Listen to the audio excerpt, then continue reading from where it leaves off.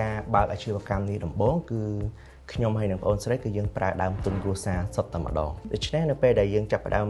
ដំណើរការបានប្រហែលជា2ឆ្នាំគឺយើងចាប់ផ្ដើមមានការរីកចម្រើនមានការទទួលស្គាល់ច្រើនដូច្នេះការកម្មង់យើងចាប់ផ្ដើមកើនឡើងសមត្ថភាពផលិតនៅក្នុងកន្លែងមួយយើងគឺវានៅមានបរិមាណតិចតួចដែលមិនអាចឆ្លើយតបទៅនឹងតម្រូវការទីផ្សារដូច្នេះហើយទើបយើងសម្រេចចិត្តក្នុងការខ្ចីនៅកម្ចីធនាគារដើម្បីពង្រីកនៅផលិតកម្មនៅក្នុងសហគ្រាសរបស់ខ្ញុំដើម្បីធ្វើយ៉ាងណាយើងឆ្លើយតបទៅនឹងតម្រូវការដែលខ្ញុំគាត់ធ្វើការកម្មង់តាក់ទងជាមួយនឹងកម្ចីអាចថាងាយស្រួលក៏បានអាចថារៀងតឹងបន្តិចក៏បានដែរដោយសារតែការប្រាក់របស់គាត់មានលក្ខណៈពិសេសសម្រាប់តែអាជីវកម្មផលិតកម្មនៅក្នុងស្រុកដូច្នេះពេលដែលខ្ញុំធ្វើការទំនាក់ទំនងទៅដល់គាត់គឺខាងក្រុមការងារគាត់ចុះមកសិក្សាអំពីសក្តានុពលរបស់អាជីវកម្មរបស់ខ្ញុំថាតើពិតជាស័ក្តិសមក្នុងការខ្ចីនៅកម្ចីនោះយកមកពង្រីកមុខរបរមែនអត់បាទអញ្ចឹងពេលហ្នឹងយើងធ្វើការ submit នៅរបាយការណ៍ហិរញ្ញវត្ថុរបស់យើងជូនទៅខាងធនាគារហើយនឹងយើងរៀបចំនៅផែនការអាជីវកម្មរបស់យើងដែលយើងគ្រោងនឹងពង្រីកជាមួយនឹងទំហំកម្ចីដែលយើងត្រៀមនៅកម្ចីអញ្ចឹងក្រុមការងារគេចុះមកធ្វើការជាមួយយើងដើម្បីសិក្សាថាពិតជាស័ក្តិសមនឹងផ្ដល់កម្ចីមកកាន់ក្រុមហ៊ុនរបស់ខ្ញុំមែនដែរឬអត់អញ្ចឹងអាចថាបើសិនជាក្រុមហ៊ុនរបស់យើងរៀបចំនៅប្រព័ន្ធរបាយការណ៍ហិរញ្ញវត្ថុនឹងបានច្បាស់លាស់លក្ខណៈពិសេសមួយដែលជាគុណសម្បត្តិមួយគឺយើងងាយស្រួលក្នុងការស្វែងរកនៅ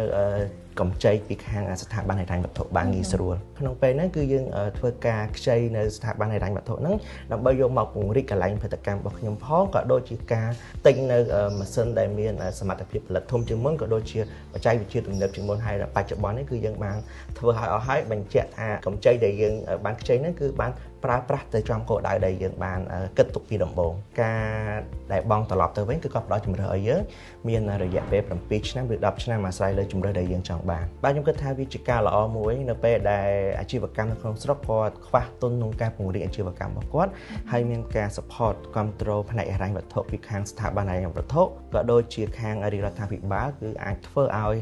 SME នៅក្នុងស្រុកក៏ដូចជាអាជីវកម្មរបស់ខ្ញុំអាចមានឱកាសក្រូរីកចម្រើនបានទៅមកកម្រិតលឿនជាងដែលយើងរំពឹងចាំតែចំណូលពីអាជីវកម្មទាំងដុលតងជាមួយនឹងរបាយការណ៍ហិរញ្ញវត្ថុសម្រាប់អាជីវកម្មទូទៅមិនចំពោះតែក្រុមហ៊ុនរបស់ខ្ញុំទេបាទអញ្ចឹងនៅណាវិតានេះជាក់ស្ដែងគឺយើងធ្វើការកត់ត្រាចំណាយចំណូលបានច្បាស់លាស់និងមានការប្រកាសពន្ធបានទៀងទាត់ជារៀងរាល់ខែអញ្ចឹងហើយទើបខ្ញុំអាចតាមដានដឹងថានៅក្នុងខែនេះយើងចំណាយប៉ុណ្ណាចំណូលរបស់យើងចូលប៉ុណ្ណាតាក់ទងជាមួយនឹងការចាយវាទៀតគឺយើងមានការគិតគូរច្បាស់លាស់មានការពិចារណាសម្រេចចិត្តថាត្រូវចាយទៅលើផ្នែកអីហើយមានប្រយោជន៍អីអត់ការចំណាយនឹងទៀតតើវាពិតជាបានផ្ដល់ផលល្អប្រសើរមកកាន់យើងអត់អញ្ចឹងក្រៅតែពីការស្វែងរកកម្ចីពីស្ថាប័នហិរញ្ញវត្ថុណាវិតាក៏យើងមានធ្វើការសហការជាមួយនឹងអង្គការក្រៅរដ្ឋាភិបាលធំៗដើម្បីយើងស្វែងរកការសហការនិងការគ្រប់គ្រងបន្ថែមទៀតធ្វើយ៉ាងណាដើម្បីរុញឲ្យយើងកាន់តែរីកចម្រើនទៅមុខកាន់តែលឿនមកកម្រិតទៀត